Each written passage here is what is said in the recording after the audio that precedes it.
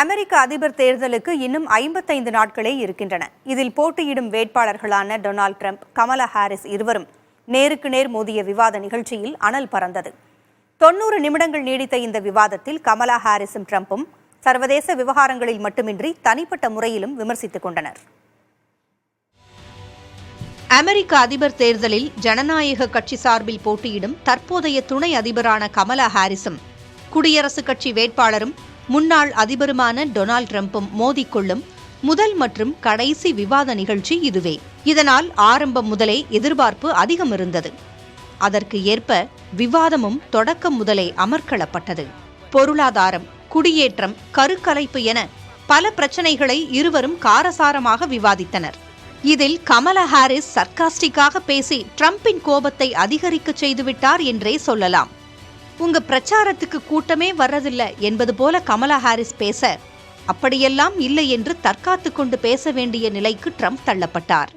கமலாவை கருப்பினத்தவர் என்றும் குள்ளமானவர் என்றும் தனிப்பட்ட முறையில் கடந்த சில வாரங்களாக ட்ரம்ப் முன்வைத்த விமர்சனங்களுக்கு இந்த விவாதத்தில் பதில் கொடுத்தார் கமலா.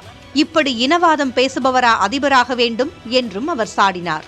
குடியேற்றம் பற்றிய விவாதத்தில் அமெரிக்கா வந்து குடியேறியவர்கள் செல்லப்பிராணிகளை சாப்பிடுவதாக விமர்சித்தார் ட்ரம்ப். யுக்ரைன் போர் குறித்து பேசிய போது கமலா ஹாரிஸ் நடத்திய பேச்சுவார்த்தை பலனின்றி முடிந்ததாக ட்ரம்ப் குறிப்பிட்டார். ஆனால் இது பொய் என்று கமலா பதிலடி கொடுத்தார். இஸ்ரேலுக்கு எதிரான நிலைப்பாட்டை கொண்டவர் கமலா என்றும் ட்ரம்ப் விமர்சித்தார். துப்பாக்கி உரிமம் குறித்த விவாதம் எழுந்தபோது ட்ரம்ப் எழுப்பிய கேள்வியை தம்மிடமும் துப்பாக்கி இருப்பதாக கூறி விவாதத்தை சுவாரஸ்யமாக்கினார் கமலா. நாட்டை முன்னோக்கி அழைத்துச் செல்ல நாம் நினைக்கும் போது பின்னோக்கி இழுத்துச் செல்ல முயற்சி நடப்பதாக கமலா விமர்சிக்க, இந்த 3.5 ஆண்டுகள் உங்கள் ஆட்சிதானே நடக்கிறது, என்ன செய்தீர்கள், இப்போது வந்து இதை செய்கிறேன் அதை செய்கிறேன் என்பதா என ட்ரம்ப் பதிலடி கொடுத்தார். கருக்கலைப்பு விவகாரம் விவாதத்திற்குள் வந்தபோது கமலா ஹாரிஸ் கடுமையாக சாடினார். ட்ரம்ப் மீண்டும் அதிபரானால் தேசிய கருக்கலைப்பு தடை சட்டத்தை கொண்டு வந்து விடுவார் என்றும், கருவுறுதல், கருக்கலைத்தல் போன்றவையும் கண்காணிக்கப்படும் என்றும் கமலா குற்றஞ்சாட்டினார்.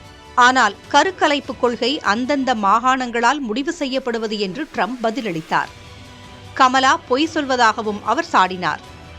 பொருளாதாரம் பற்றி பேசிய போது வரிகளை குறைத்து சிறப்பான பொருளாதாரத்தை உருவாக்கப் போவதாக கூறிய ட்ரம்ப், கமலா ஒரு மார்க்சிஸ்ட் என்றும், பொருளாதார பேராசிரியரான கமலாவின் தந்தை ஒரு மார்க்சிஸ்ட் என்றும், அப்படித்தான் மகளையும் வளர்த்திருப்பதாகவும் விமர்சித்தார்.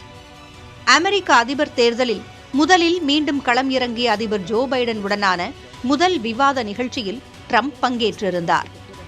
அதில் பைடனின் பேச்சு மிகவும் விமர்சனங்களுக்கு ஆளான நிலையில் அவர் அதிபர் போட்டியிலிருந்து விலகி கமலா ஹாரிஸ் தேர்வு செய்யப்பட்டார்.